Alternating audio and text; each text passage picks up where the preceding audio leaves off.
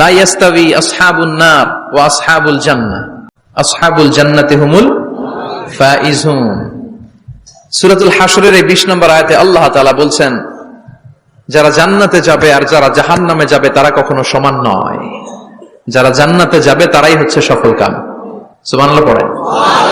এখন সিদ্ধান্ত আপনার নিতে হবে, আপনি কই যাবেন, আমি কই যাব।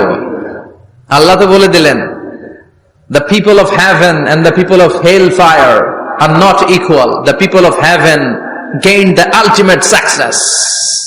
সর্বোচ্চ সফলতা অর্জন করেছে তারা, জান্নাতি হয়েছে যারা। ঠিক কি না? সফলতার মানদণ্ড আল্লাহ কোরআনে অনেকগুলো দিয়েছেন। কোথাও বলেছেন, قد أفلح المؤمنون الذين هم في صلاتهم خاشعون, সফল হয়েছে তারা, ঈমান এনেছে যারা। আবার কোথাও বলেছেন, قد أفلح من زكاها وقد خاب من دساها, নিজের আত্মাকে পরিশুদ্ধ করেছে যারা, সফল হয়েছে তারা। আবার সূরা হাশরের 20 নম্বর আয়াতে আল্লাহ বললেন, জান্নাতে ঢুকতে পেরেছে যারা, সফল হয়েছে তারা। জান্নাতে ঢুকতে, কোন রকম ঢুকতে পারলেই সফল। এটাই তো আমরা চাই। আমরা কি চাই? জান্নাত চাই। চিল্লায় বলেন কি চাই? এজন্য আলটিমেট সাকসেস যদি অর্জন করতে চাই, আমাদেরকে জান্নাতি হতে হবে, আমাদেরকে বুদ্ধিমান হতে হবে, যোগ বিয়োগ দিয়ে হিসাব কষে আমাদের পা ফেলতে হবে। মুমিনরা বোকা হয় না, মুমিনরা অথর্ব হয় না, মুমিনরা তাওয়াক্কুল করে কার উপর? আর মুমিনদের টার্গেট হলো জান্নাত। মুমিনদের টার্গেট কি?